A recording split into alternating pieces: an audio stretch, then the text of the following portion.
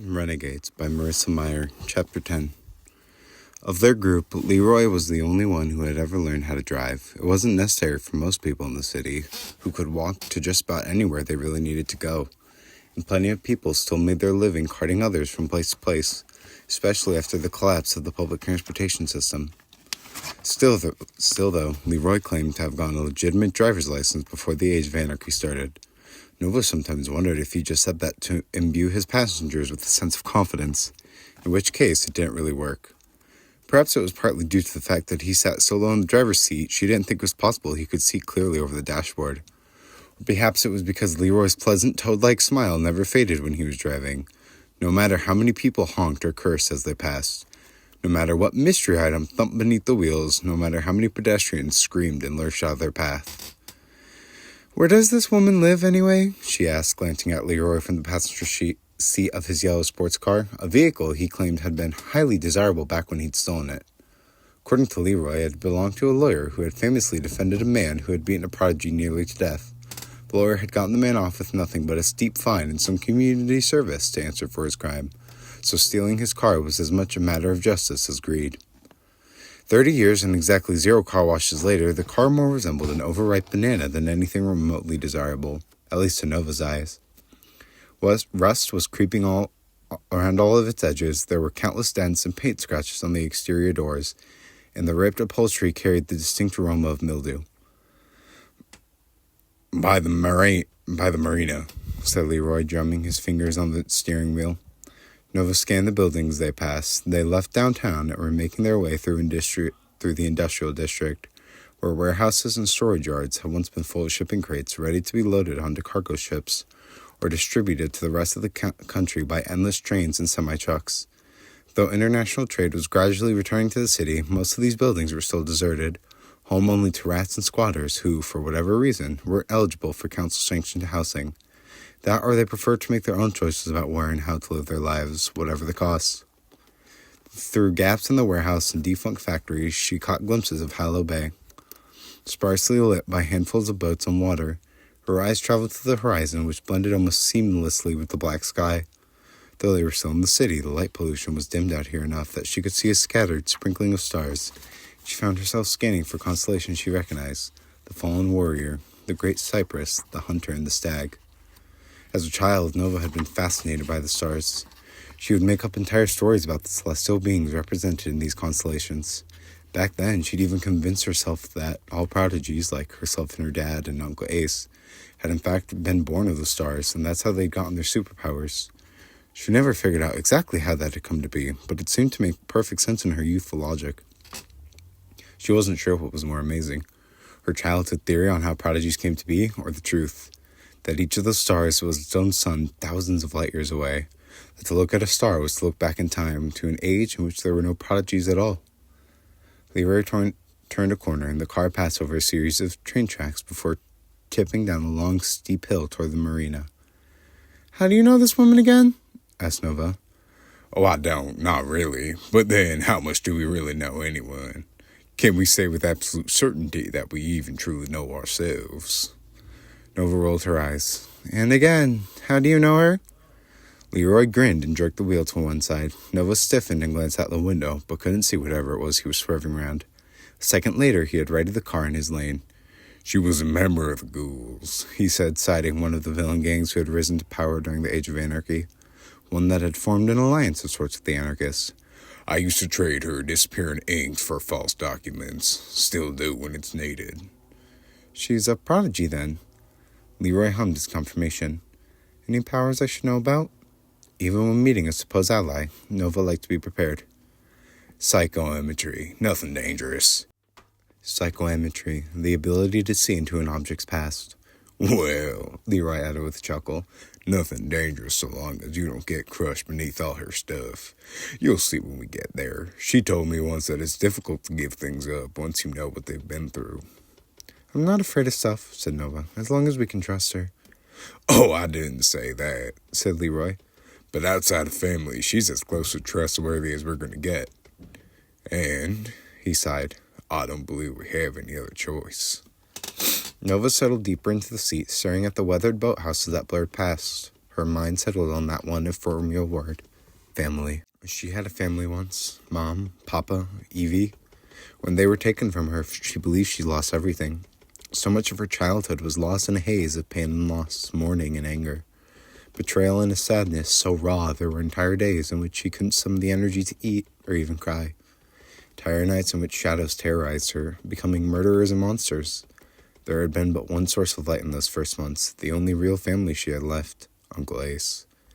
He had held her close so she couldn't see the bodies of her family as he took her away from the apartment, stopping only to grab the unfinished bracelet that her father had been working on. He hadn't let her go until they arrived at the cathedral, what he and the anarchists had called home in those days. It was the largest church in the city, which Ace had claimed long before Nova was born.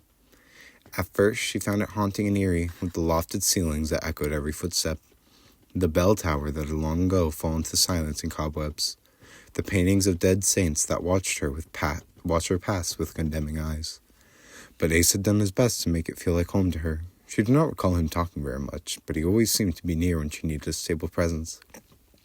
Sometimes he held her hand or rubbed her back while she sobbed into his shoulder. Sometimes he would use his powers to distract her from her sorrow, making playful puppets out of the figures and statues that lined the sanctuary and chapel walls. When her curiosity overcame her misery, he showed her every hidden alcove of the cathedral, the tombs beneath its foundations, full of bones and history, the massive organ where she was free to pound at the keys to her heart's content, filling the vast space with chilling chords that perfectly fit her mood. He had taken her to the belfry and let her tug on the ropes to make the smaller bells chime, then showed her how he could move the massive central bell with his thoughts. The music had peeled across the rooftops of the surrounding city blocks. The pain did not go away, but when Ace was there, it seemed to lessen little by little. Then one day, he told her the truth of what had happened to her family. Nova had been expecting some reliquaries she'd found in one of the smaller chapels when Ace found her and sat her down on a worn wooden bench. He told her that one of the villain gangs, the Roaches, had demanded that her father craft them a collection of weapons using his gift. They had threatened David's wife and daughters if he didn't meet their expectations. When her papa began to fall behind on their requests, he went to the Renegades and begged for protection. Captain Chromium himself had promised that no harm would come to him or his family, but only so long as he stopped making weapons for their enemies. So her dad did stop, and the Roaches, in retaliation, sent a hitman after him and his family. Only the Renegades hadn't kept their word. Captain Chromium hadn't kept his word. They were not there to protect David's family when they needed their protection the most. When Ace finished telling the story, he handed Nova a cup of cold milk and 2 vanilla wafer cookies taken from plastic packaging that crinkled deafeningly loud. Nova, 6 years old and so small her feet didn't touch the stone floor as she sat on the bench, ate the cookies and drank the milk without comment. She remembered not crying. She remembered that in the moment she had not felt sad. She had felt only anger, blinding, breathless rage. As he stood up to leave so she could come to terms with the truth of her family's death, Ace said simply, practically,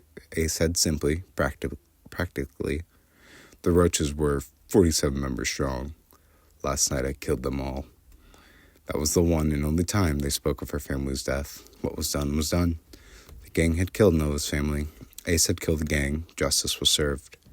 Except for the Renegades, who failed to keep their promise. 2 months after that, Nova's life was overturned again. On the day of triumph, Nova had been told to stay in the tombs. She sat in the darkness, listening to the screams and thunder of battle, feeling the rumble and crash of the earth and walls around her. It went on for hours, ages. Honey found her first, or her bees did, and they led honey to her. They escaped in a secret passageway, small and damp, smelling of soil and musty air, lit only by the small flashlight Nova had brought with her into the tombs. Honey's distress kept Nova from talking for a long time, but when the passage finally spilled them into an abandoned subway station, Nova dared to ask what had happened. She received only 3 words in reply. The Renegades won. Here we are. Nova jolted from her thoughts. Goosebumps had erupted across her skin as her memory repeated that day. She sat up straighter and peered through the windshield. Leroy had parked on the shoulder of a quiet, narrow road just off the shore of Harrow Bay. Rocky outcroppings and foaming waves cut the light of a hesitant moon, yet she could see a handful of docks stretching into the water. Most of them were bare, but a few had small fishing boats moored alongside them, their sides thunking hollowly against the pier. She turned in her seat, To her right was a tall cliff studded with scraggly plants that clung desperately to its side, and a burial ground of white driftwood at its base. Behind them, the dark road curved inland and disappeared.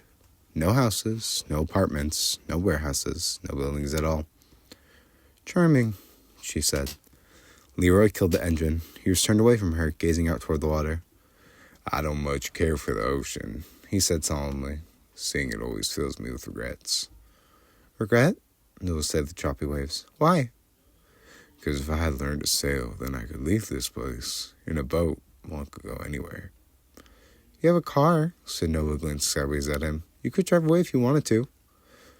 "It's not the same." Leroy turned, not to face her, but to stare at his own crooked fingers on the steering wheel. "There's not a civilized place in this whole world where I wouldn't be recognized. And the others, too. Our reputations would precede us wherever we went.